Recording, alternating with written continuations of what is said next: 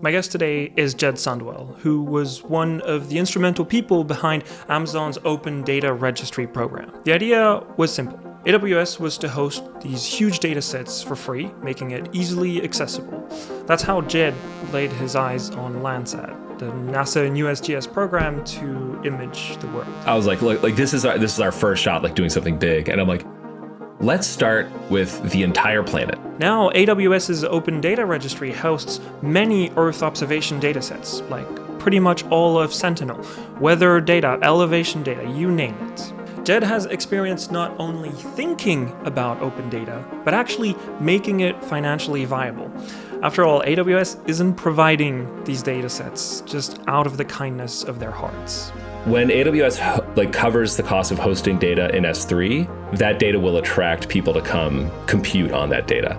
Jed has since become the executive director of the Radiant Earth Foundation, with a new vision for what open data and models should look like for Earth observation datasets. Also, any conversation about open data these days pretty much has to consider the current changes happening due to the changes in AI.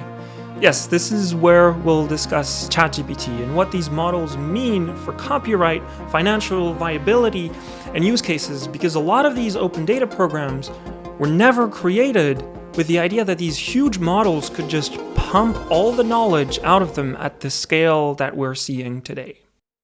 Before we get started in this episode, I just wanted to mention that I started a Patreon a little while ago. This is the best way that you could support the show.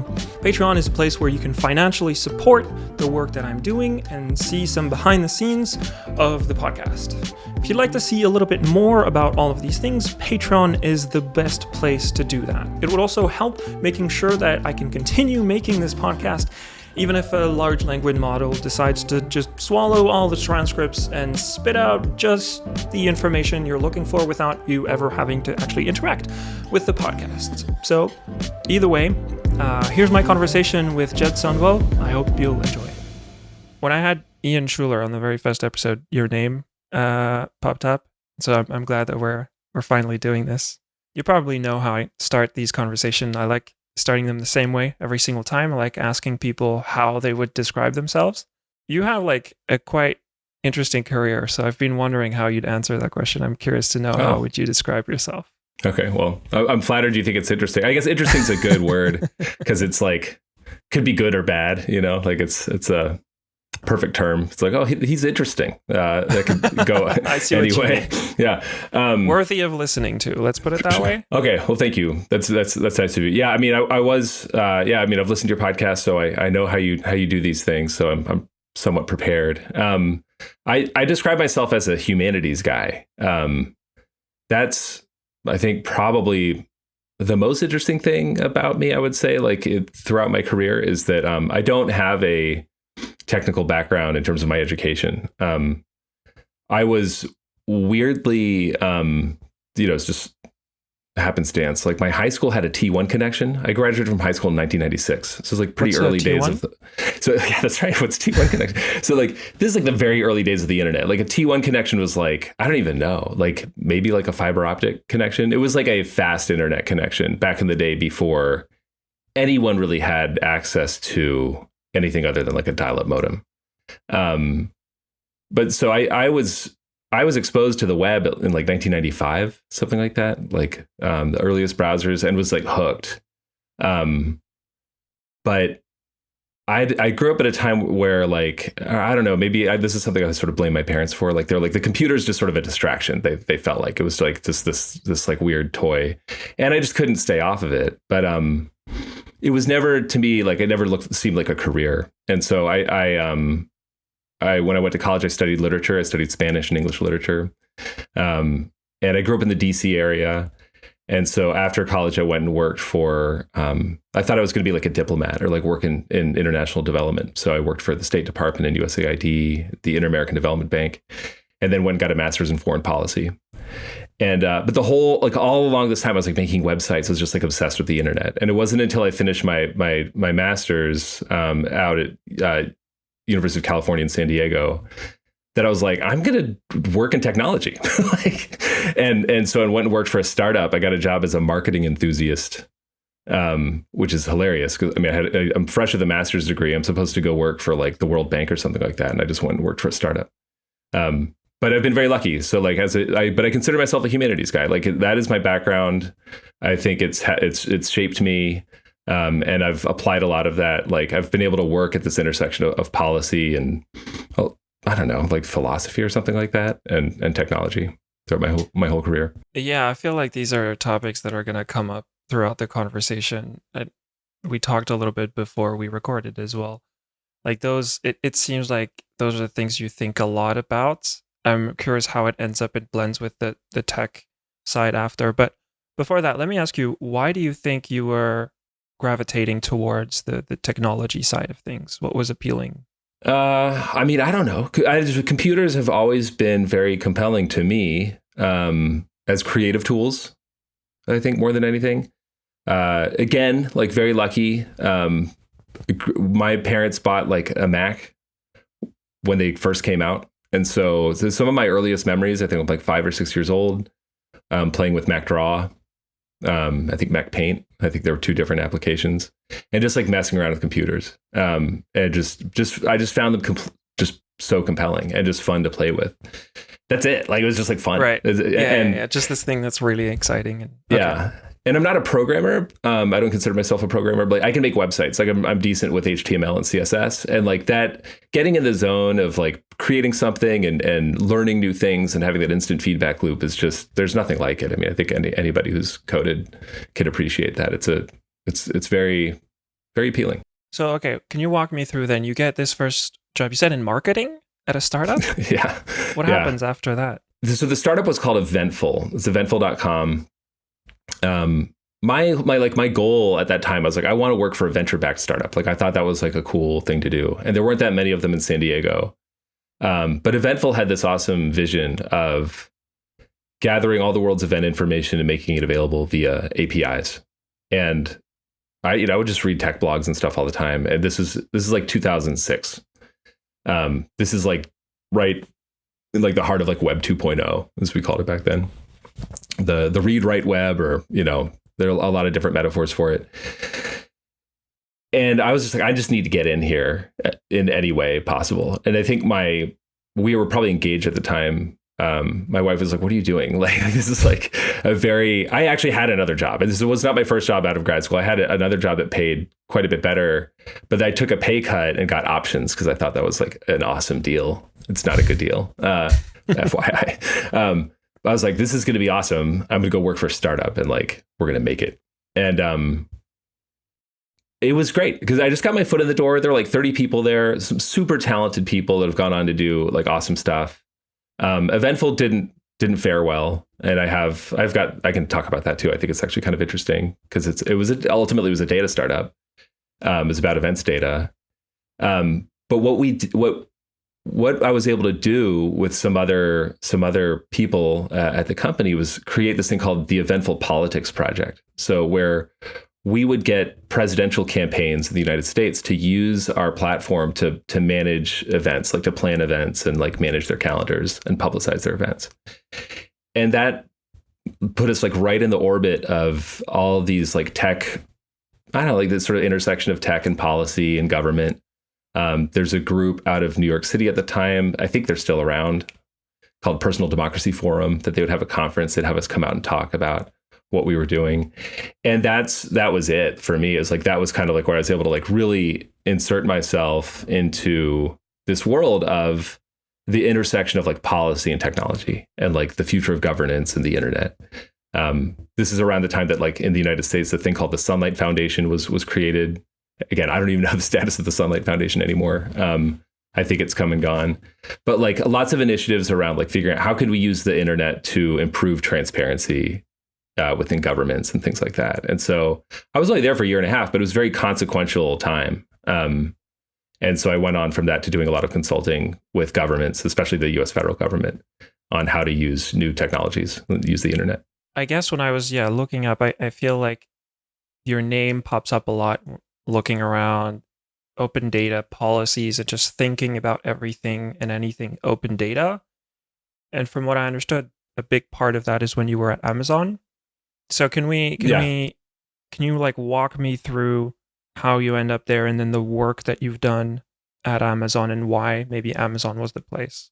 So when I was working for USA.gov, and I'm not going to like get you into the details of like the various federal bureaucracies involved here, but like USA.gov is run by a thing called the General Services Administration, and they were also responsible for setting up data.gov when Obama created data.gov. And so that was this sort of vision of like making all of the federal government's data available. So let me interrupt you there. I'm actually not that familiar. Is the way you're talking about it, I'm guessing it's this platform for a lot of open data? Yeah, it's like a catalog. So it's like a huge catalog of just like, here's some data from the Department of Energy, and here's some data from the Environmental Protection Agency, and whatever. Like it's every single federal agency or program can come and like create a listing for their data in data.gov.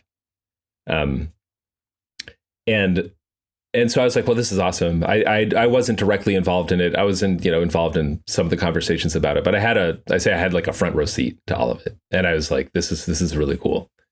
And so I created a thing called Open San Diego at the time. So like one thing that I'd learned was that working for USA.gov and working at the federal level is that the federal government has like, they're pretty far removed from like direct impact on people's lives, like their day-to-day life, like what's going to affect them day to day. And I was like, what we really need is more of this transparency and like better government services at the local level. And so I created we never registered as a nonprofit, but we were basically like a ragtag group.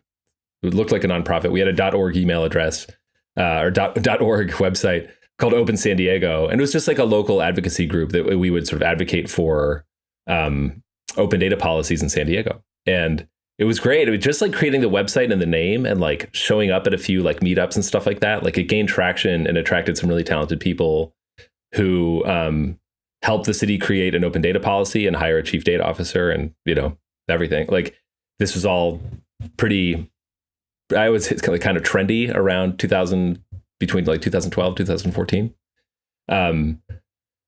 So I was really interested in this stuff. And then one day, I was between jobs and I get an email from a friend at GitHub. I'll shout him out, Ben Balter. It was great. I remember very clearly. He's like, hey, there's a job at AWS I think you might be good for. Ben was a fellow traveler in like open government and like government tech circles. And he recommended me for this role to help AWS build an open data program. And it was uncanny because I at that time, I had a daughter and we were expecting our second child. And I was like, maybe I should go work for like a big company for once, like get like a quote unquote real job. Cause I'd been doing a lot of consulting and startup type stuff up until then. But AWS is the only company I wanted to work for. I did not want to work for, I won't name names, but I was like, I didn't want to work for an advertising company. I'd done a lot of work in social media. I was like, I don't want to work for any of these companies. I didn't really care anything about Amazon, the retail side, but I was like, AWS made so much sense to me. I'd used it in my own work. And I was like, this is a service that like people pay for and they receive a service in return. And that's it. Like, it's a very clear transaction that's straightforward. And I just like, I thought it was awesome. And so that's on the AWS side, right? Right. Yeah. I was like, I understand this business model. I like what they're doing. I like the product. I want to work there. And I consider myself incredibly lucky, like that I got this job to help build AWS's open data program. I like what you're saying about understanding the business model. Like this is something I try to do a lot as well, as asking questions to try to be like, what's the transaction that's going on here? If it's not clear, it's a big red flag. And so one of the things that I was really surprised is, why does Amazon care about open data? Like that transaction is not clear to me. So can you help me understand that? It's a tricky one. I mean, it's funny you say that because I think I would give presentations all the time. And I think I had like a slide that said, why does AWS care about open data? So the answer, like the very pithy answer is data has gravity. So when AWS like covers the cost of hosting data in S3, that data will attract people to come compute on that data. And we can measure that. Like, I can say like, within the program, we actually did not look at who was using the data. We don't actually have insights, nor do we want them, because of just privacy concerns, and we didn't want to track like very granular data about who was using the data. But we could see bytes moving, right? So we could see bytes moving. We could see where they were going. We could see if they were going to EC2 or if they were going out over the public internet. And just doing some basic math, you figure out like, okay, well, if you're going through the trouble of moving bytes from an S3 bucket to EC2, you're not just like throwing them away. Once they get there, you're probably doing some compute on it. And so we did the math and figured out like, yeah, this is probably, I can't share too much, but like it was a self-sustaining program, right? And but the way I thought about the program as we built it out is that we built a portfolio of data sets. So if you go to the Registry of Open Data on AWS, you'll find it's like hundreds of data sets now. Not all of those are probably profitable, but the portfolio in total works out well. Yeah, if I understand correctly, it's worth it for Amazon as a whole because it serves as an entry point for people who want to start playing around with, I don't know, I'd figured something like Sentinel 2 might be maybe one of the most popular ones on there. It's a good guess. Yeah. That's a pretty good guess. Yeah. Okay, I want to play around with Sentinel 2 data. It's there on AWS. Now I want to process it. Oh, if I connect some compute to it, I might as well do it on AWS. And oh, what do you know? Now I need some storage too. And then that's how people get started. There's this point where it's like, okay, I'm going to just like be messing around with a few scenes, a few granules or whatever it is, whatever the increment is of the data set. And you can do that over the web. You could just download the stuff out of S3 and mess with it. But people will graduate at a certain point, and it's not that large of a volume of data. It's maybe like 10 gigabytes or 50 gigabytes where they're like, no, I don't have enough local storage to deal with this. Maybe it's time for me to look into doing this in the cloud. And so, yeah, you're right. It's like an on-ramp to people. I understand how we can get there. I can imagine it's a hard sell at first internally. Like, we're going to put all this data for free out there and we're going to pay for all the storage. And yeah. Can you tell me a little bit, if you can, of course, about kind of the story of how that happened? Yeah. Well, so I mean, to be perfectly fair, like the program in some form existed before I showed up. Like there's a program where some people had started hosting data in what's called block storage, elastic block storage. So it's basically like hard disks that you mount to servers. And it's like they would create snapshots of these hard disks and say like, here's a hard disk with some census data on it. Here's a hard disk with there's like the cannabis genome. Like there's all sorts of like random stuff that people had found that was open. And they're like, this is on a hard disk, an elastic block storage snapshot, come and get it. What had happened was it was an internal thing. Some people had gone out and found some data that seemed interesting, put it up there, and then just like went on to do other stuff. It was like, this is a neat proof of concept. But there were two very consequential data sets that people had brought on and put into S3, which were the 1,000 Genomes Project, which is openly licensed genome data, and what was the other one? Common Crawl is a huge deal. So wait, let's because before you told me about it, before the first time we talked about it, I had no idea what it was. So it's like, if I understood correctly, it's sort of a snapshot of all the text on the internet. Yeah, it's sort of like it's an index of tens of billions of pages on the internet that gets crawled once a month, I believe, and put up. So it's a snapshot. I don't know if it's like just the text. If they use I forget what the format is, but it's like a web archive format that they use to share the data. Yeah, it's huge. Basically, it's like like crazy. A lot of archive of the internet that's indexed together, and it's like machine readable. Yeah, exactly. Yeah. So. And so I was like, well, hold on. Like, I think there's something here.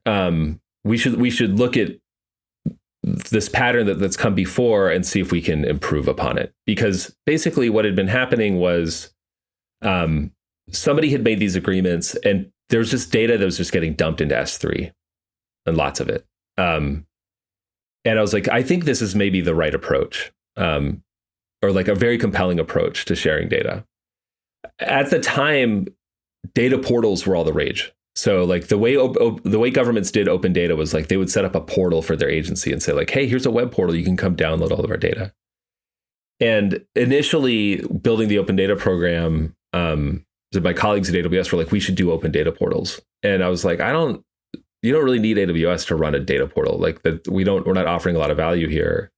But it was Chris Holmes, who I think when I talked on Ervin's podcast, I also shouted out Chris Holmes. I owe him a lot. He's like, you should look at Landsat. And I was like, okay. I was like, I knew what Planet was. He was working at Planet at the time. I mean, I was familiar broadly with like Earth observation, but I didn't know anything about Landsat. But he's like, you should look at Landsat data. And I'll get to answer your question. This is a lot of preamble. Sure, let's go. I'm really invested in it. Keep going. Okay, good. So he's like, you should look at Landsat data. And I was like, all right, well, I don't really know much about this stuff, but that's when I started looking at how Landsat data was delivered and the way that at the time you would download a gigabyte tar archive of Landsat data per scene that would have all these TIFFs in it. And I started talking to tons of people about it and how they used it. And I found that no one used all of the data. Like they would spend all this time downloading a gigabyte TIFF and then throw away like 60 to 70% of what they got. And I was like, okay, I think we can do better than that. And so to answer your question though, I fell into this rabbit hole and I was like, okay, this is a very compelling data set. It gets used a lot. It's hard to access now. I think we can really improve how people access it. And USGS had done some research on like how many people use Landsat data. And I just did some math. I was like, okay, well, if we get people to run this type of workload in AWS, like if we get like 1% of like the total like global audience of Landsat users to use AWS this much, we can maybe make this much money. If we get 10%, like we'll make this much. And so I came up with some sort of analysis that, you could pressure test in a few ways. And I was like, well, I think we should probably do this. Like this is a high value data set that's used by a lot of people. And it's something that I think we can uniquely add value to the community by making it easier for people to access. The long story short there is that the way that we ended up doing it, which was by making individual TIFFs available on S3 with internal tiling and overlays, which those two parts I want to clarify.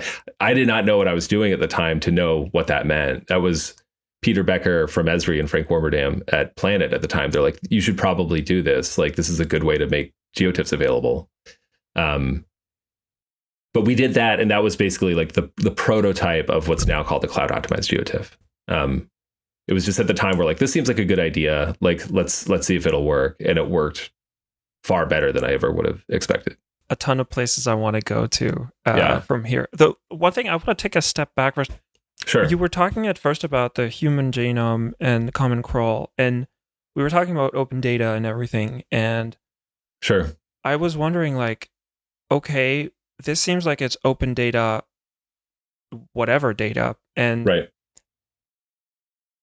I was wondering, how did Earth observation fit into that and why? It seemed like it was a big deal. And I was wondering, is that just because that's the world that I'm in, or is there something specific around it? And from what I understand, you're saying that was one where you could add a lot of added value on top of it. And so that's why Earth observation became a big part of that. Is that a fair assessment? I mean, it is. I mean, there's another thing I said at the time. I was like, look, if we're like, this was like our first like big gesture as we took control, as we built the open data program at AWS and took over this old program that had just been sort of orphaned. And I was like, look, like this is our first shot, like doing something big. And I'm like, let's start with the entire planet. If we're going to begin anywhere, let's start with the whole planet. And so that was another part of the data set. It was like, this is potentially useful data anywhere in the world. Like, I also worked alongside teams that were like, their job was like, how do we get people in other countries to use AWS, and specifically governments in other countries? And I was like, well, if we have a data set of the whole planet, we have something to offer everyone on the planet. And that was part of the rationale. Yeah. And so they're like, sure, go for it. And like, this is the thing, I got to give credit to AWS, at least back then, like, an English major shows up, and within like 8 months, they're like, here's a petabyte of data to play around with. Like, good luck. It's awesome. It's like a really, really great company. I'm glad I had that opportunity. I want to go on the, you wrote a blog post, I think quite recently about how cloud optimized Geotiff came about. So you described the problem, which was people had to download a huge amount of data, but then only cared about a small subset of it.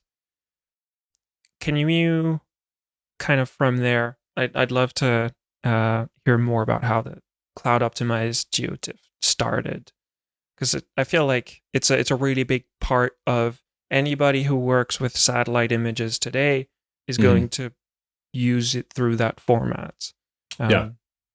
And yeah, it seems like it's a cool story, and I'd love to hear more about it. It's an awesome story. And in a lot of ways, it's not really my story to tell. I mean, because I don't know who created the name Cloud Optimized Geotiff. It's probably may have been Chris Holmes. It may have been Sarago. How do you say his name? Vincent. Yeah, love Vincent. But like the community ran with it. Basically, like I said, I'm not going to host tarballs on S3. This doesn't make sense to me. I think we can do a better job. We tried something, and it worked out so well. I mean, I think people, first of all, Landsat's very compelling. It's very useful. A lot of people enjoy using it. As soon as we showed people like that you could access it like in like orders of magnitude more quickly, people glommed onto that concept and were like, okay, how do we harden this, mature it, make it like into a community standard? And it was a community of people that ran with it and did it on their own. And that to me is, I could have never asked for a better outcome for what we did, because it was also really important for me the whole time. And this is not me being subversive against my employer at the time, but I was like, this should not be like an AWS thing. If we taint it too heavily with our brand, it'll die, So it's like, we called, I'm very deliberate about these things, but like we called it was like, this is Landsat on AWS.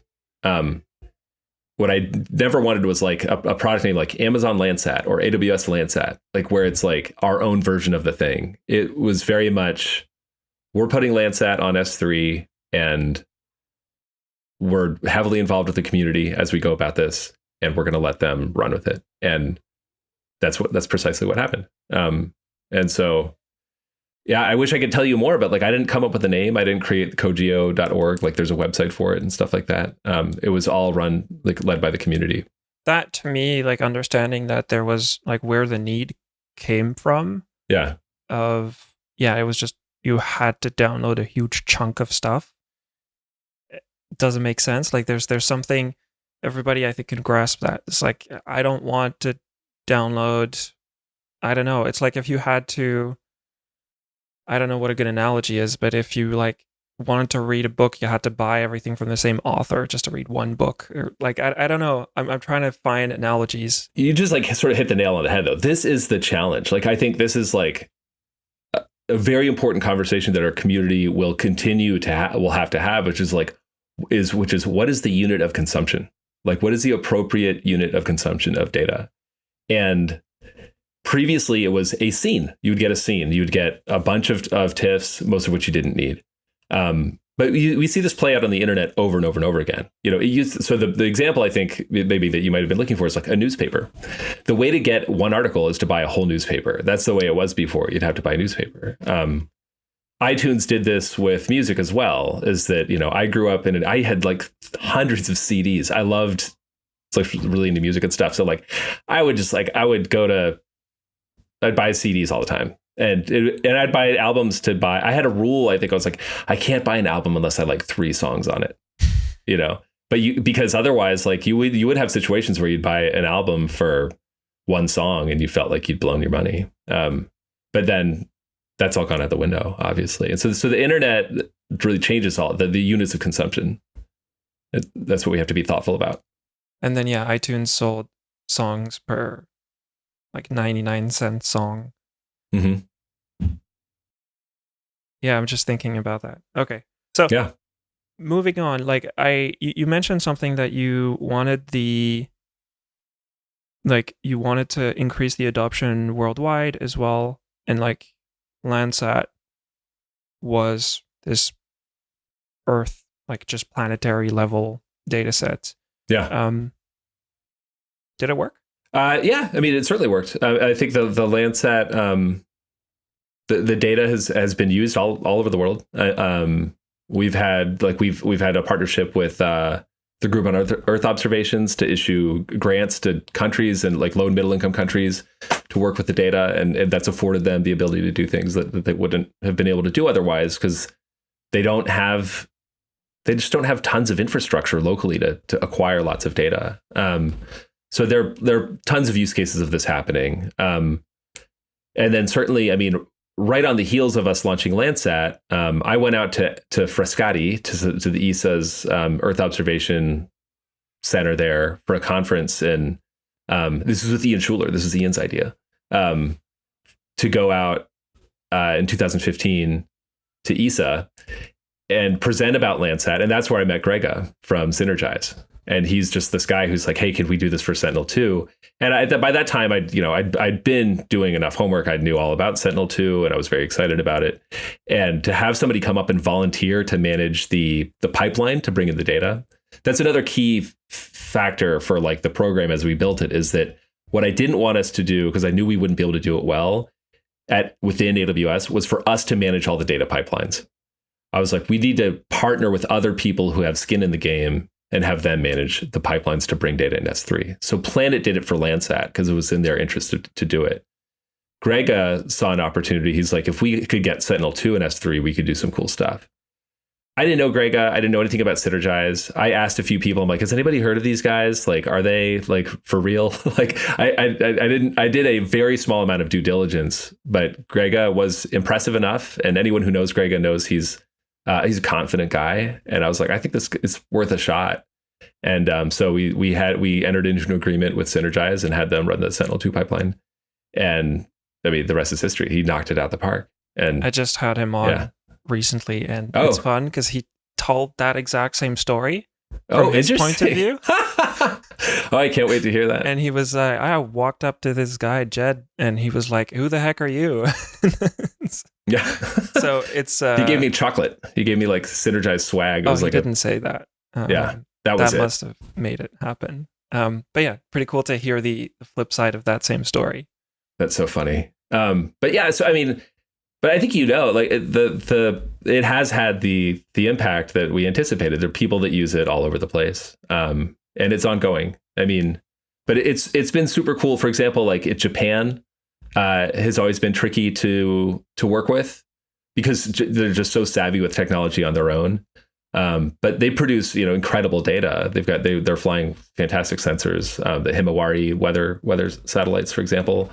And they were very reticent to work with us. And it was the kind of thing that, like, in those early days, I'm like, we're never going to be able to work with Japan. And now they host a lot of their data on AWS. I was going to ask about that because I'm European. And so I hear a lot of conversation, especially in French, about like, we now need to work without Google and Amazon and all these big American companies.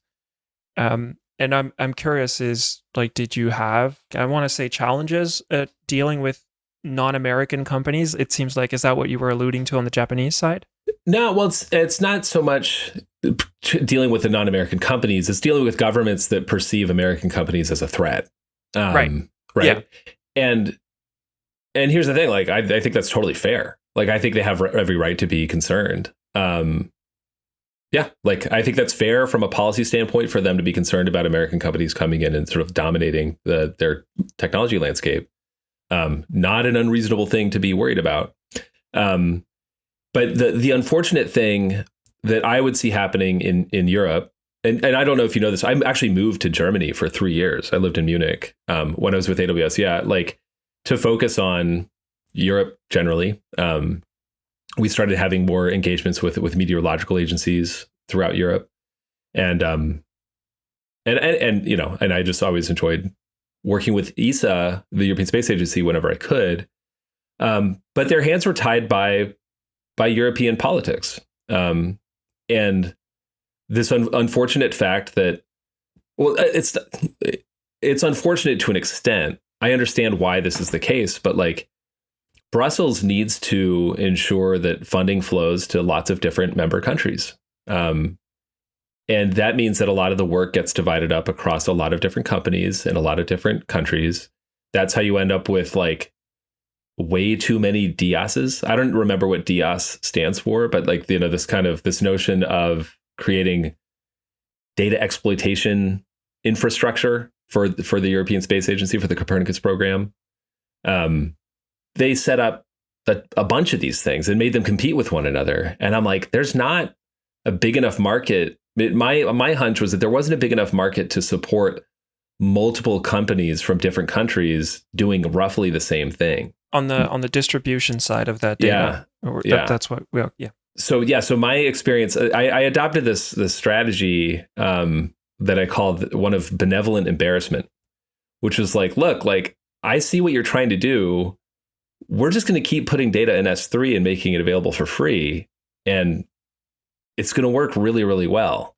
And I would, I guess like my message to Brussels, whoever's listening out there, is like, you've got to go whole hog. Like if you want to compete with any of the hyperscale cloud providers, like you really have to pick like a winner and make it happen. I mean, I think there's might be some corollary to this with like Airbus, which Airbus is, I'm sure very difficult to manage operation across a lot of different countries. But it is a sort of like unified European response to, aerospace. You're not going to be able to compete with like the hyperscale cloud providers if you try to get 7 different European companies to come up. I have my own thoughts on that as well. I do feel like sometimes it's a bit too scattered. Hey, look, I'm so sensitive to this though. Like there are a couple world wars last century. Like I think you got to be very careful to be like, hey, let's make sure we're playing nicely with each other. I understand the motivations for like why that kind of thing happens. No, but that's been very interesting. I remember looking into it first, getting started playing around with the satellite images. And this is one of the things that I want to talk about is the notion of like, what does open and free actually mean? Because I feel like it took me years to figure out, where do I actually get a Sentinel-2 image? Oh, wow. It's supposed to be free and open. Like, how can I get one? And it's, like fully grasp, like, actually, how does this work? Because there's different platforms, and then there's started to be some on AWS, but then, as you said, there's these different providers on the European side, and then ESA has its own platform. But the way to access it is really weird. And that felt strange. It felt like, wait, this is weird. I just expected, kind of naively coming into this world, like, oh, you told me it's free and open. Well, I just clicked the download button, right? Right. But it's not. And I guess this ties into the next part of the conversation I want to have with you about what does open and free actually mean. You wrote recently this really great blog post about like what it actually takes to make data available and accessible to a lot of people. And so rather than kind of ask you to go through that blog post, what I'd be curious is how, if we take the historical path of like how you discovered that it's actually a little bit more complicated. Right. Well, I mean, okay. Get ready. There's another blog post I actually have to write about this, like this week. So let's use this as a training wheels. Yeah. It might come out before this podcast is released. It'll be interesting. Anyway, but like, I don't like the term open data that much anymore. I kind of like started trying to move away from it towards the end of my time at AWS. I talked about shared data more frequently. Because the point is like you want data to be used by other people. Like that's kind of what you're going for. Open data, like there's some people, I think it's like the Open Knowledge Foundation, they came up with the definition that like open data is, I might get this wrong, but it's like data that can be used by anyone for any purpose with no cost, and like the only thing you can ask for in return is attribution, if that.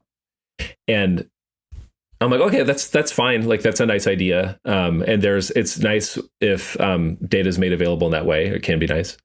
But it leaves so much unsaid. I think like one thing I mentioned in the blog post you're referring to is like, what if the data is like huge? Like what if like the only way to actually get anything out of the data means you need to have access to a 10 terabyte data set, which is not huge by some standards, but it's way bigger than most people are ever going to be able to deal with locally or can deal with locally now. Is that open? Like, is it open data if it's available under a free license, but you need to spend thousands of dollars on computer infrastructure to work with it? Like, that doesn't really check out for me. And so the other sort of pitfall of a lot of conversations around open data has been this belief that like, if you open up data, like people will use it. Like, oh, we'll just like create a data portal and put some stuff in it, and then people will like do stuff with it. I've never seen any evidence that that's really true. That was the trend about, again, roughly 5 to 10 years ago of launching lots and lots of open data portals where like a city or any sort of government program would launch an open data portal and say like, hey, we opened up our data. We're transparent now. Can't wait to see how many startups are created on the backs of our data that we've just opened up. And then a year later, like nothing happens because no one actually used the data. And so the language I use for this is I try to speak in terms of data products. I think just adding the word product to the conversation really changes the nature of the conversation because you have to think like, who is this for? Like, what is its intended use? How do people use it? If you think in terms of a product, it really sharpens your thinking and forces you to think about, I think, the things that matter.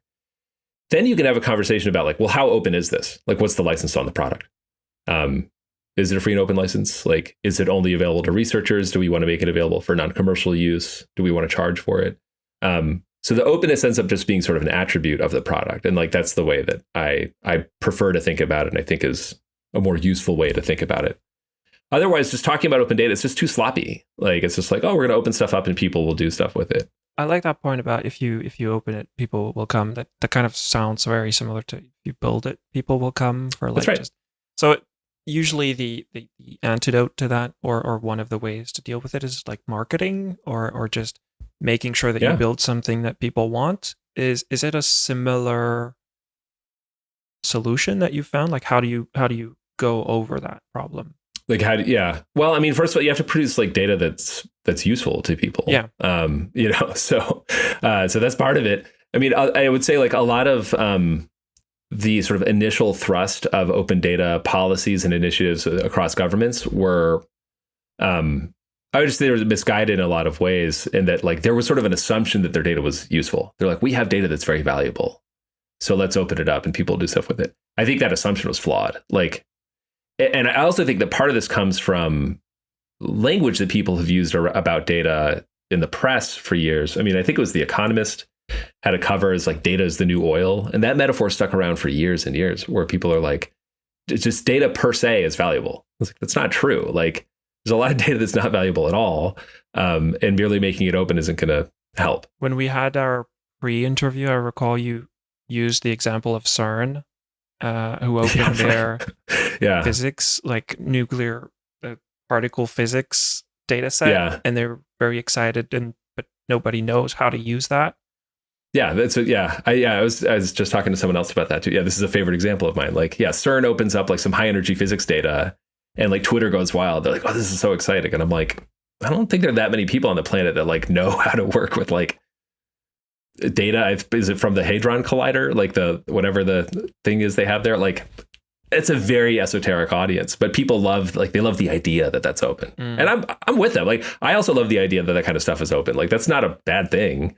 But all I'm saying is that like I've just seen so many people be disappointed when they're like, oh, no one used my open data portal. And I'm like, well, I mean, you got to think about like how many people on the planet know how to do interesting stuff with data and how many of them have time to work on whatever you're giving them. Landsat, I think, in our world, it's a brand name. Like people have known about Landsat for 50 years now.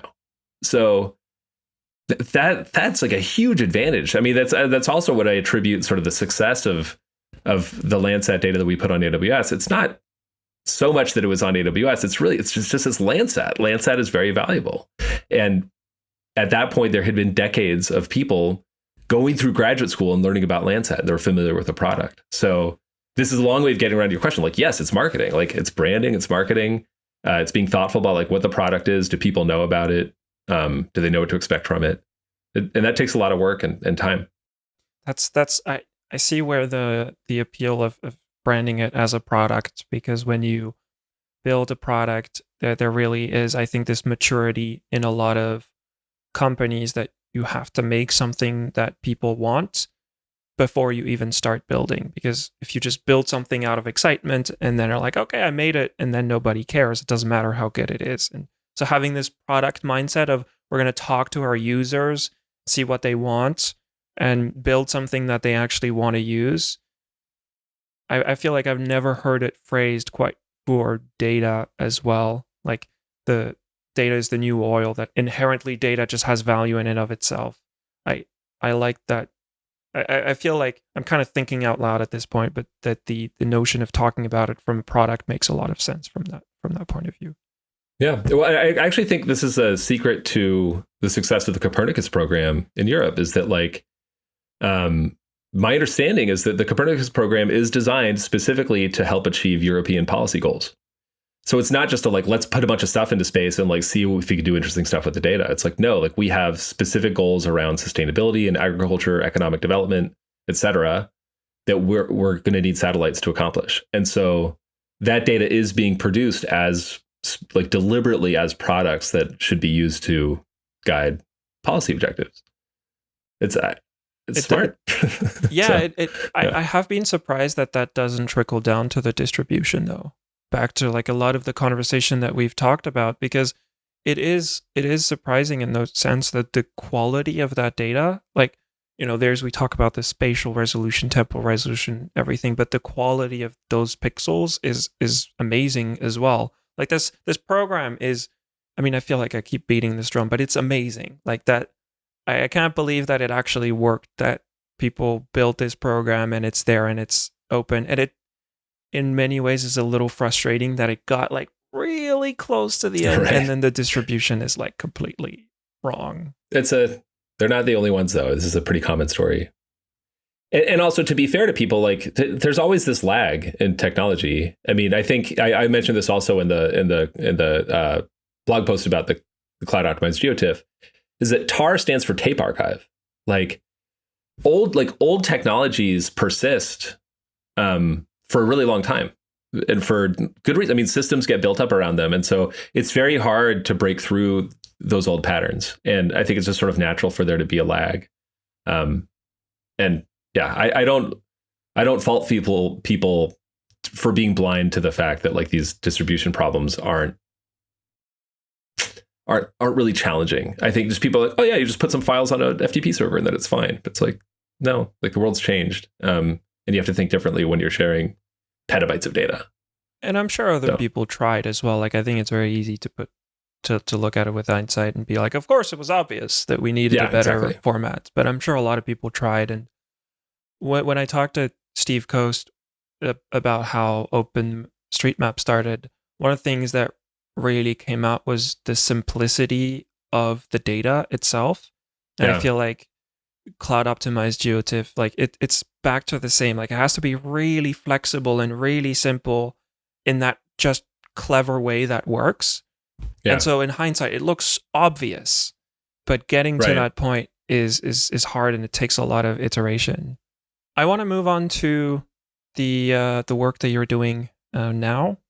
Can you tell me a little bit about the work that you've been doing so far? I talked to Hamed, which was the previous executive director of the foundation. And so I'm curious to hear how you describe the work that you're doing and kind of where you're taking the foundation forward. I've been at Radiant for like 8 months now. And I left Amazon because I became convinced. I was like, that we need different kinds of entities working in the marketplace. that like, governments aren't going to solve everything. Commercial companies aren't going to solve everything. We need better, like nonprofit, non-ownable technology companies. That was like kind of like, that's what I was really interested in doing. And I was even considering leaving Amazon to like start my own nonprofit. When I learned that Radiant was looking for a new executive director, and I had been involved in the very early days of Radiant, from the AWS standpoint, like helping them get credits to build on AWS. And so I reached out to Hamid and talked to the board, and the long story short that everybody knows, like I ended up getting the job. And so Radiant, to me, it's just very special because it has had this ambition from the get-go of being like, we need a nonprofit, much more cooperative type organization that can help the international development community take advantage of Earth observation data.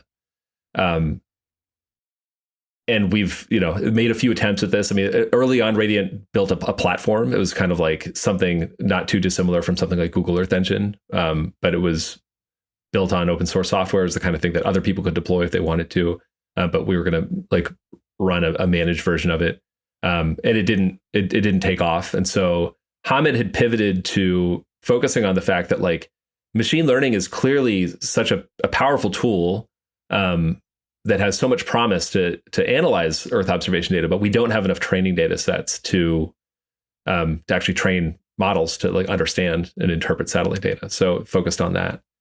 And so where I'm taking things, I mean, I'm pivoting to an extent, but I'm broadening our scope sort of maybe a little bit back to the original vision, which is like, how do we expand access to this data? Like, and this goes back to also our previous conversation about like, the limits of the word open. Like, it's like, okay, a lot of this data is open, but like, how do we actually put it in the hands of people and organizations and communities that really need it, and are like going to be impacted by global crises and like would benefit the most from this data?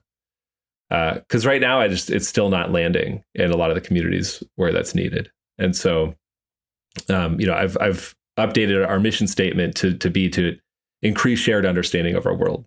And that means like, how do we get as many people as possible sort of singing from the same songbook, or like, being able to look at the same data to make decisions and understand like what's happening on our planet. That's pretty broad. I mean, we can talk more specifically about like what we're doing to do that, but that's what I'm focused on. Like, that's what motivates me right now. Let's go a little bit deeper in practice. What does that look like? Like, I think that mission statement is interesting to keep in mind.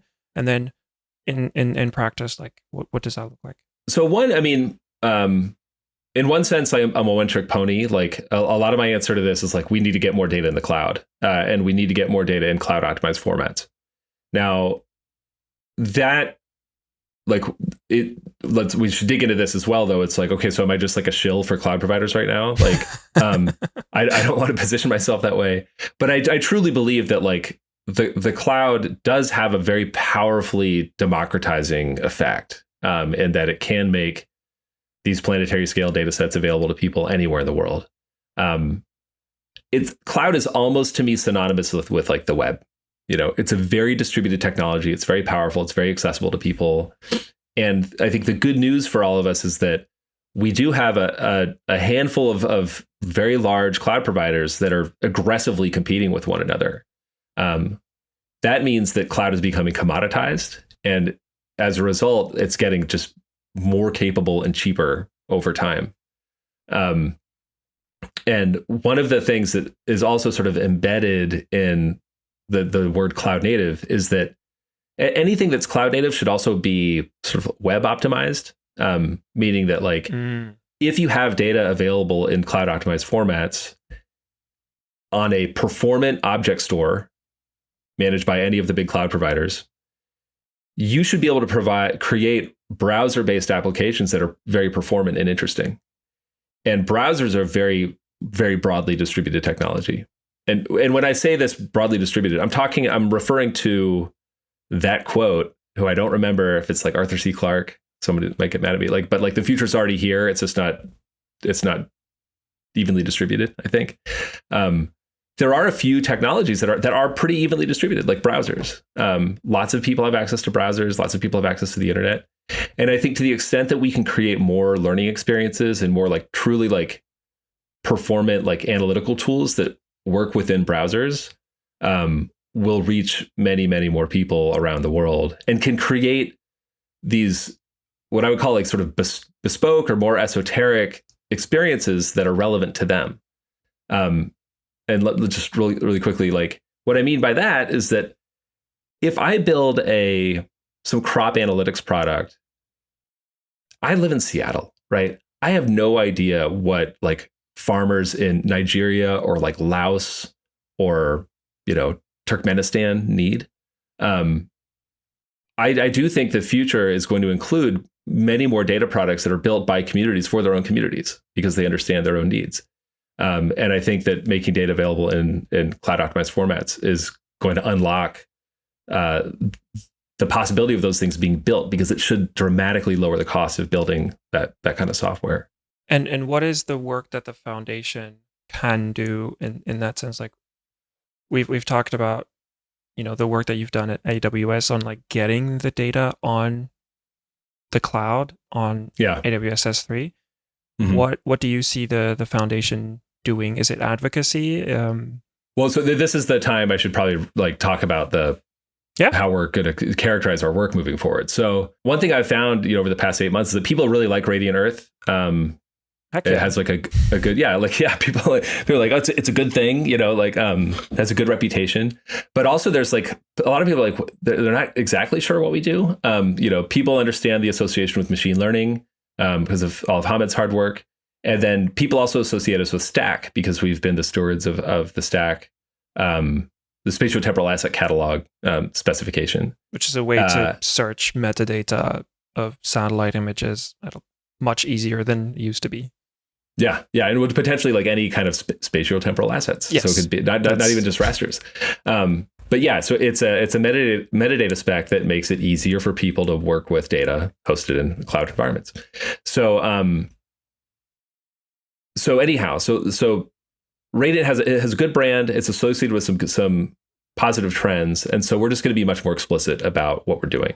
So we will have announced this by the time this podcast airs, but we're creating something called the Cloud Native Geospatial Foundation, which is, this is to your point about like advocacy. Like, how do we advocate for cloud native formats? How do we identify emerging patterns and best practices?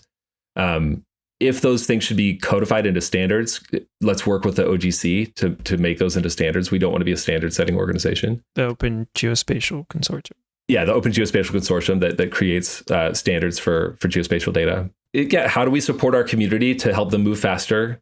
How do we expand the community, both in terms of size and diversity, make sure that we're reaching just more people around the world in different communities? That's going to be the work that we do under the umbrella of the Cloud Native Geospatial Foundation. And it's all with an eye toward what I just described before, is like this world in which we have a much greater diversity of tools because everybody's able to access really high quality data in just over the internet. The other thing that we can do though is this is also an expansion of Hamid's work with machine learning. Is that Radiant Earth created this thing called Radiant ML Hub to publish the training data sets that we produce. And one thing that we found is that we'd produce these training data sets, other people would as well, and they would want to get them on an ML Hub. And when people would request to put data on ML Hub, what we found, they liked having this sort of neutral place where they could put data that's not explicitly linked to any of the cloud providers or any government or university or anything like that. And so we're doubling down on that. And so that we're creating the next version of ML Hub, which is called Source Cooperative. And it's a data publishing utility. And that's kind of all it is. It's a further abstraction on top of a cloud-based object store. That's like, if you want objects that you want to publish and share with people, this is a utility that allows you to do that. We'll have a pretty strong bias towards hosting open data in cloud optimized formats, but we'll really allow people to publish anything that they want. There'll be a cost structure to it. It's a utility. So, people would have to pay to host the data that they want to publish. But we're also going to have a free tier, and we'll have more details coming about this in the coming months. But this is the answer to your question. Like, how do we do this within Radiant Earth? It's basically these two things. Cloud Native Geospatial Foundation, which advocates for these future facing, more sort of democratically accessible data sources. And then Source, which is a utility for people to publish data in these ways without them having to use the cloud directly. Because we do know we have a lot of people in our community, especially people who work in governments and some universities, where working with IT can be difficult, and working with like the cloud directly is not really feasible for them. Deciding to take that seriously in its own bespoke thing. I don't have a better word for it. Yeah. Well, I mean, what I've landed on is utility. Is just sort of like let's just, because it's not, we're not a platform. We're not going to provide analytical tools. We're just going to give people a way to put their data out there and make it visible to other people. When we had a pre-interview, we talked a little bit. Machine learning is kind of like changing all over the place at the moment. We talked a little bit about OpenAI. And the reason I want to bring it up is because one of the things that I'm really curious to get your opinion on is this move towards companies, I think it's specifically companies, are realizing that the way people access data, or rather information online, is changing. What used to happen is you have this great source of data. People want information. That's what we want, is not data. We want information. That's right. I don't know. I want to know how to cook something. I don't want the recipe. I want to know how to cook it. Like, the recipe is a tool to get there. And you used to go to Google and you're like, blah, blah, blah. I want to make spaghetti, whatever. And you go there and it links to a website that tells you this. Or in the example that I want to bring up, how do I code this little thing? You go to Stack Overflow, and Stack Overflow tells you, well, the community is like, oh, I tried these things. Now that got scraped, OpenAI got like trained a model on it. You don't need all these other sources of data. You don't need to go to Stack Overflow anymore. If we kind of roll the clock a little bit on what OpenAI does. And so this is a long premise to say Stack Overflow, I think, announced quite recently they were going to charge for their API. Yeah. So this is a complete different move towards open data as a response to how that data seems to be used. Long setup to ask the question, how do you think that goes towards the open data model as a whole? I mean, yeah, this is again a really big question. No, it's great. It's great. No, this is a super important thing to talk about, like, these days. There's like, okay, so within Amazon, like Amazon's culture, there's this concept of day one. That's sort of like, this is Jeff Bezos' thing. It's like, it's day one for the internet. Like, Amazon is like, I don't know how old now, over 25 years old. But it's always just like, it is day one for the internet. Like, we have no idea what this thing's going to be. There's so much potential ahead of us. Like, don't ever get caught in sort of the trap of like, this is how it is. Like, and it's a big part of the culture, is just to be like, we are just getting started. And to the point that, like, it's really funny, like a day, like the worst thing you can say to somebody at Amazon is like, that's day two thinking. Just like, to be like so this is the thing, like, we're I basically grew up on the internet. I've watched it go through a lot of different phases, and we're entering a new phase. Like, I think this might seem orthogonal here, but like, I think like what Elon Musk has been doing with Twitter is very, very interesting, where like he's just shutting off API access and like really raising the rates on API access. And it's going to be interesting to see how the market responds to that, like to see if he can keep this thing afloat doing that. But I think he's, in a sense, he's right. I mean, I always feel like, unfortunately, I feel like I have to caveat anything I say about Elon Musk. Like, I'm not a huge fan, like, but that doesn't mean he's like wrong about everything. I think the truth is there has been a lot of magical thinking that has infected the venture capital community and like a lot of the people building the internet, that like, let's just build things to scale. the best way to do that is to make things free and just like drive lots and lots of usage. And then we'll figure out how to monetize it later. And it's like, okay, well, we're learning like that doesn't always work. It doesn't end well. And so I'm kind of all about a future of the internet where it's like, if you provide like a valuable service and you create something like Stack Overflow, which harvests tons of useful content from across the internet, like you should figure out how to charge for access to that, especially if you're charging people who are building businesses on top of it. This is where we get into another interesting conversation about sort of like the nature of data or like the ergonomics of data, which is that like you know, using Stack Overflow and you're limited by your ability to type a question into Google or into some other, you know, Stack Overflow search and click on responses and read those responses and ingest those. That should be free. Like, and you can put ads on those pages and stuff like that and create an experience where like humans that are limited by human cognition and human faculties get the content for free. If you are going to turn on a machine that scrapes their like entire website, you should pay for that right, you know, like, so you get 1 or 2 articles or whatever. You get as many articles as a human can consume in a day for free.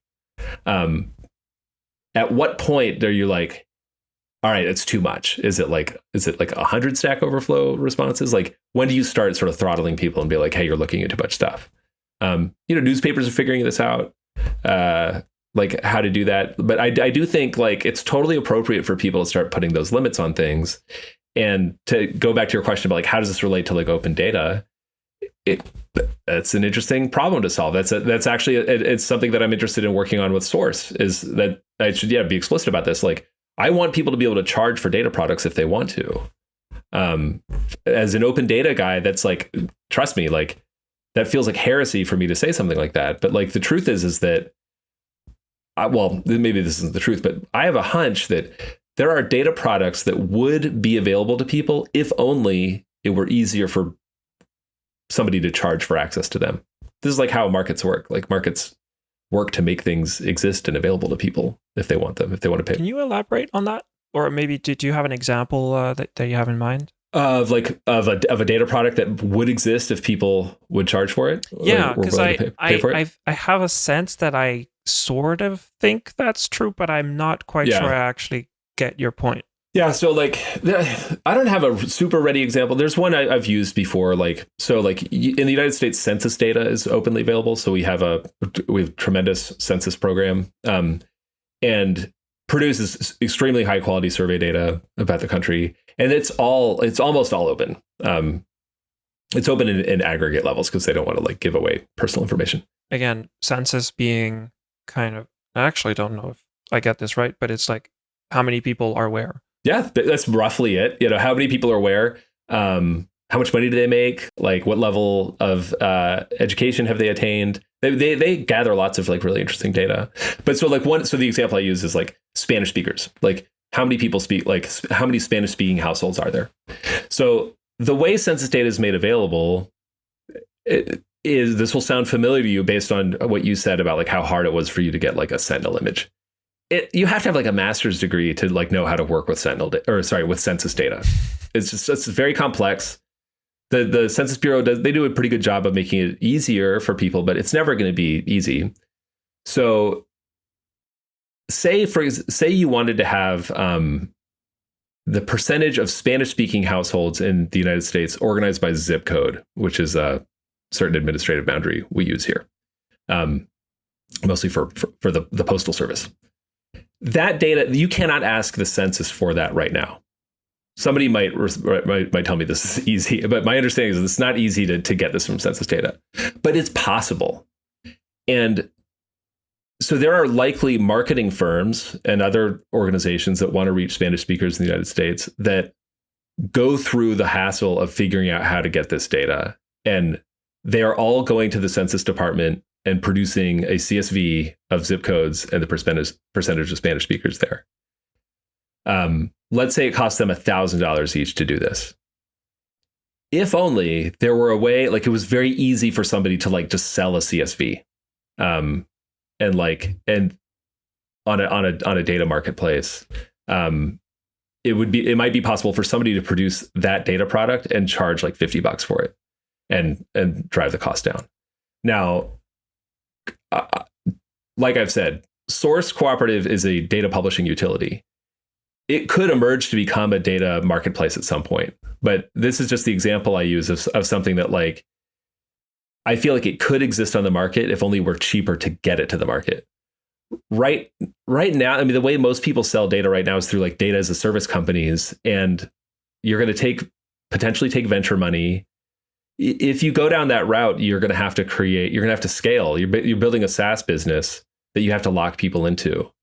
And so you're going to lock people into some sort of proprietary data delivery mechanism. And that works, but it works sometimes, but it's a very expensive process. I mean, you have to take on a lot of money to build this. You have to build your platform. You have to make people aware of it and get them to come to you and open their wallets and pay you and stuff like that. That's very, very expensive. And I have this hunch that like, if we could just make it cheaper for just people to publish a data product somewhere and slap a price on it, then maybe we'd get more interesting stuff out there. That's really interesting. And yeah, it's quite in contrast to like sometimes I feel like the make everything free and open is a little bit utopian, and it kind of overlooks the fact that, yeah, things do have a cost to just make them work in the first place. Yeah. What I'm hearing is a lot of this is changing and is a little bit uncertain as well moving forward. And it's fine. It's day one, man. I mean, like, that's the thing. It's like, it's so easy for us to like sort of be seduced to think that like, all right, well, the internet's made up of Google, Facebook, Twitter, Stack Overflow, like a few other things. And like, it'll always be that way. It forces us to, like, back to the OpenAI conversation, it forces us to rethink a lot of how we monetize the internet. It's not completely unfounded for me that OpenAI gets to a point where it's the fastest growing product ever. Is that right? Yeah. I'm not surprised. Yeah. It's like the fastest to 100 million users, something like that. Like it's faster than TikTok. Like that's how fast the adoption was. So it's not unrealistic to say like Google is really worried. Everybody who has an ad model that is selling information, like it's trying to get eyeballs and sell ads because they give them information. That model is like really endangered. And I feel like it's going to change, and I'm really curious to what's going to come out of that. I don't think it's just data as we've been talking about it, of something gathered by a satellite, like very scientific data, but even, what backpack should I buy? There are entire websites that are built on affiliate links, and here's the top 3 backpacks, and you have ads. But now if you can ask ChatGPT, it's like, which backpack should I go? Are we going to have SEO for these things? Like, is that going to be a thing? Like, yeah, it opens up a lot. And I feel like open data is that I haven't seen the conversations about open data taking that into account just yet. I've seen a few. I mean, maybe it's just because of who I am. Like fair enough. I follow certain things in certain ways, but like there are, I mean, because people are basically like, we need to know what's going into these models, right? Like we should be able to like scrutinize what's being used to train the models. And so I think open data is going to be very, very, it's going to be super important from a regulatory standpoint. If people want to regulate these models, which I'm certain governments will, they'll need to know like what's going into them. And that's way different than like, requiring them to open up the model weights or other secret sauces to like how they train the models. But being able to scrutinize the underlying data, or at least understand what it is, I think is going to be really important. You brought that up when we also had our pre-interview about the notion of regulating training data.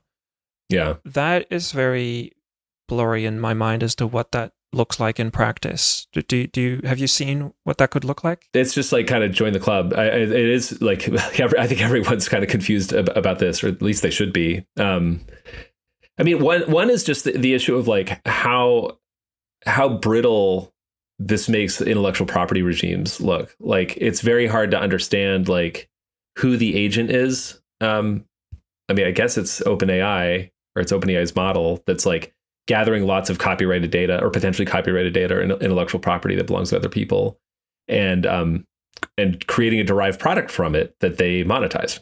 Like, so, dude, like how are they going to pay licenses to the people that have produced all the content that they're using? Like, I mean, I'm sure they're just lawyers everywhere, just like salivating, like figuring out like how they're going to be able to like make money off of this stuff. But it gets really tricky. I mean, and again, I'm not a lawyer, but I did read an article about this from a guy who used to work on policy at Google. But like he pointed out, apparently in the United States, like you can't copyright style, right?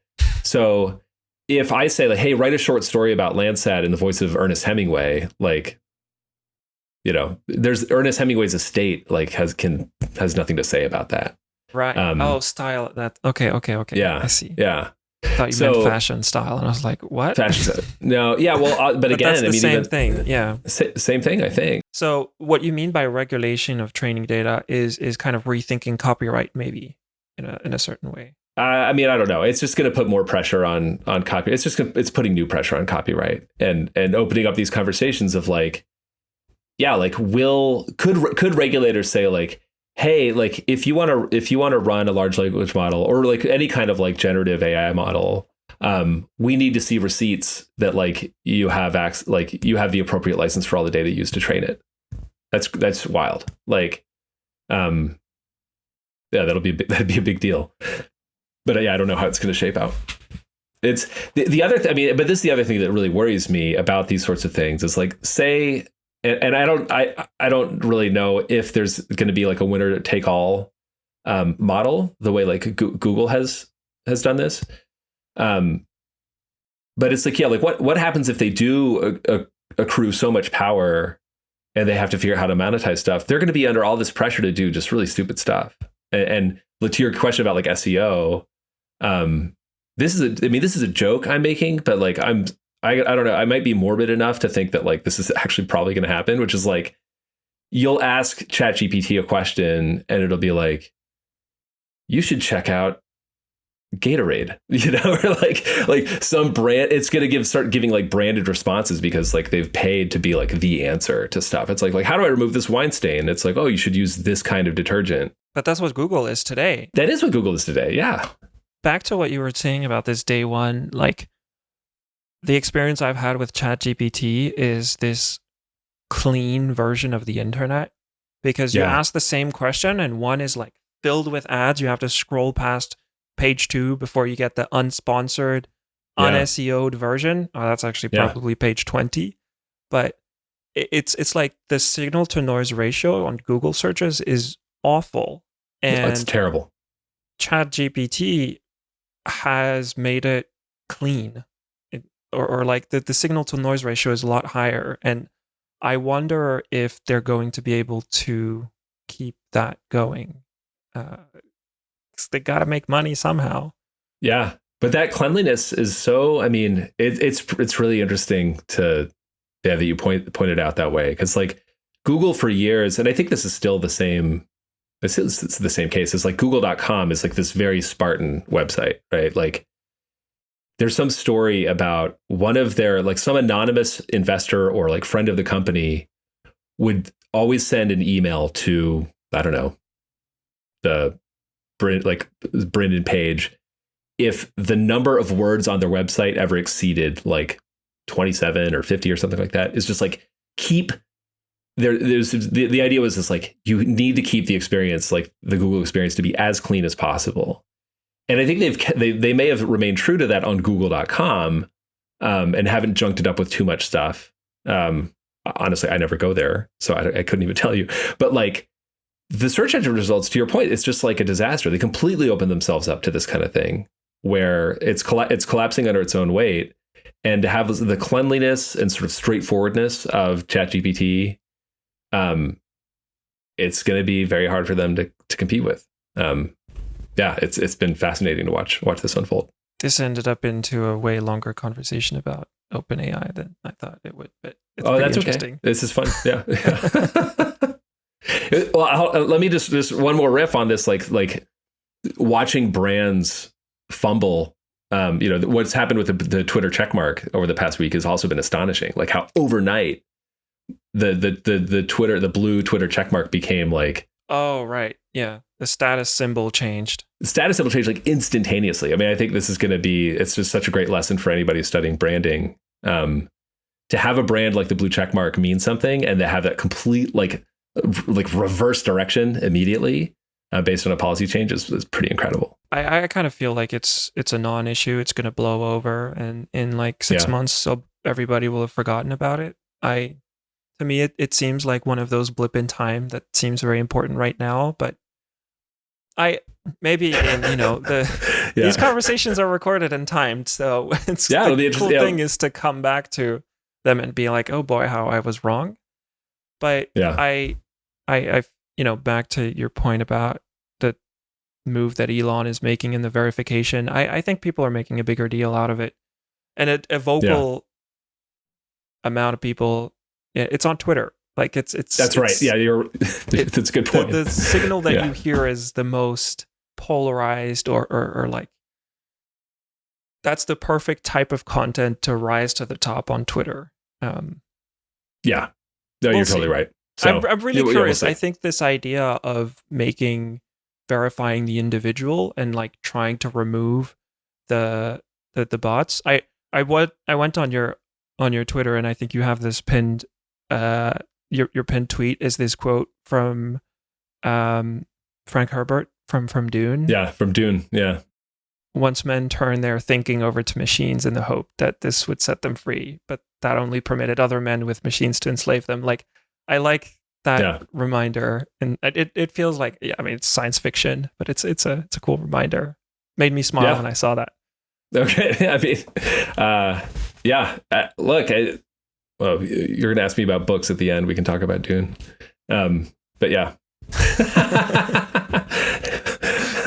I see you've prepared for this. Well, I don't know. I mean, I did. I needed to have my story straight. So, I think it's a nice place to start rounding it off. So, I do like asking for podcast and book recommendations. Do you have an answer prepared already for that?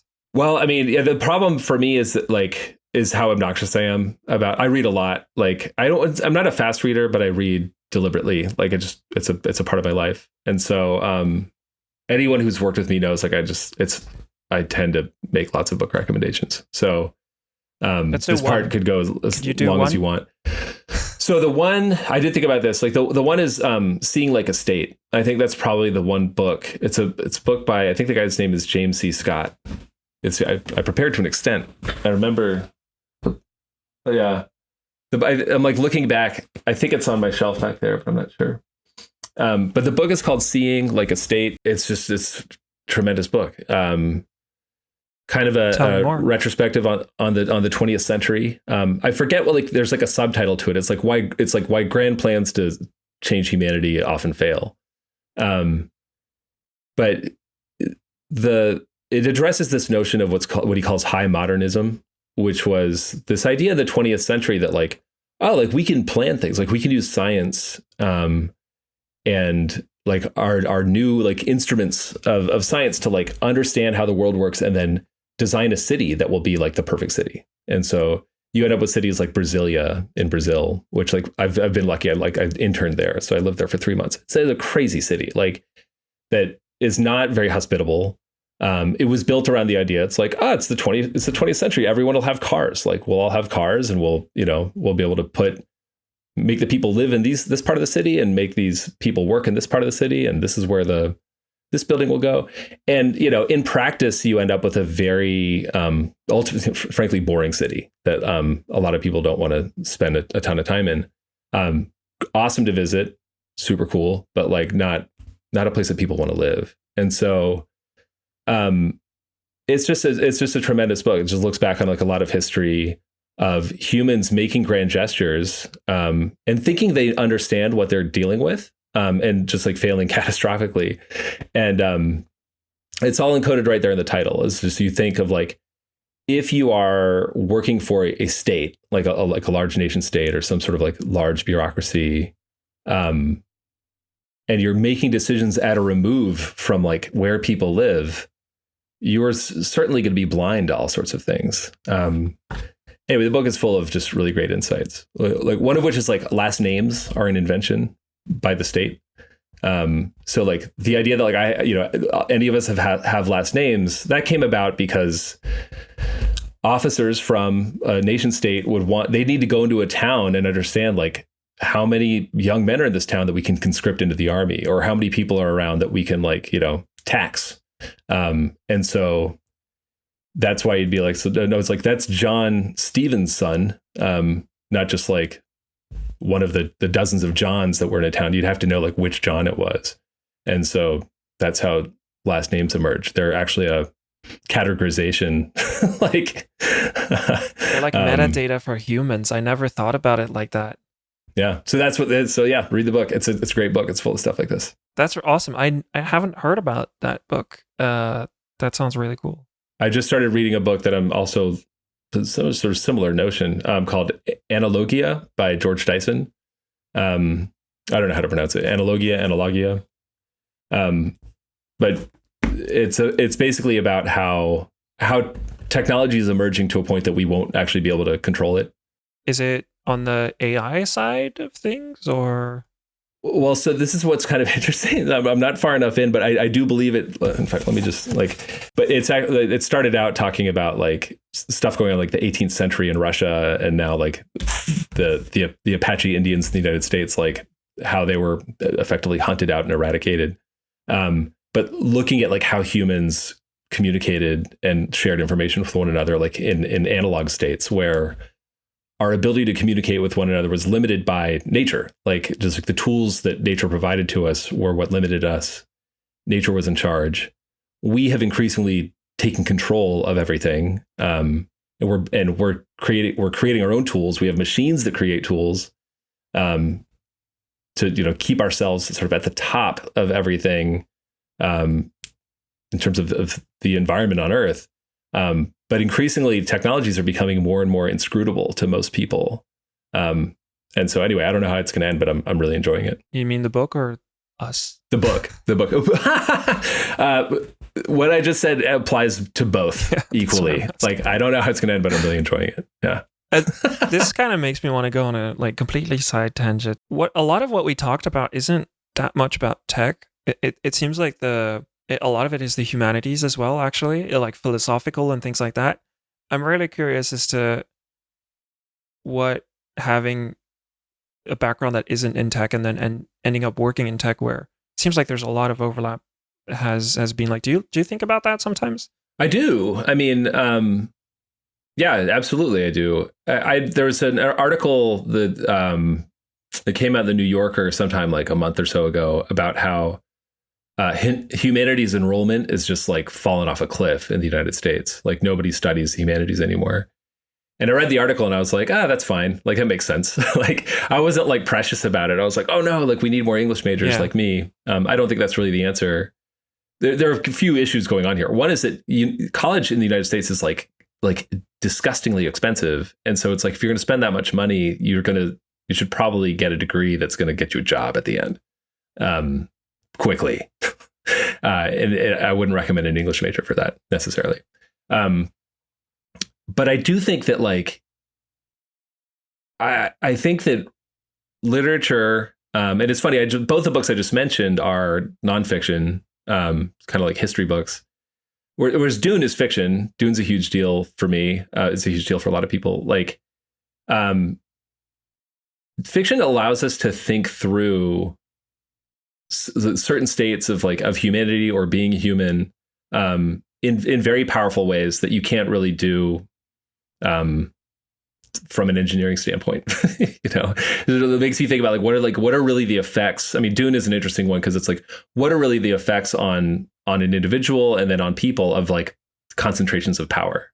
Dune is very much it's a story about political science, and so I think it's important for people to think about that stuff. I think we might be walking into traps if we approach everything that we're doing from like an engineering optimization standpoint. We've seen like how this goes in a lot of instances.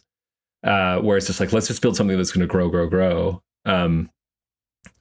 And it produces that approach to life and building institutions oftentimes produces negative externalities that we don't really think about. And I do think that, literature and reading can really help people think a bit more deeply about, I mean, it's right there in the notion of humanities, like really think about the impact of decisions on people's lives. I mean, I think it was Sam Bankman-Fried. I think this is the quote, but somebody asked him in an interview if he'd ever read some book. And he said, I would never read a book. And I'm like, all right, well, here we are. Like, not to say that, like, if only this guy had read a book, he wouldn't have swindled everybody. Yeah.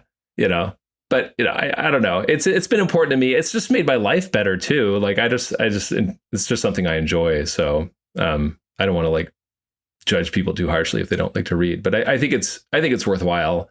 And I think, we would maybe potentially build better software and better systems and organizations if people were more thoughtful about ethics and philosophy and stuff like that you get to explore through literature. Well, I appreciate the book recommendations and your time. I think of course, yeah. This is a really fun conversation.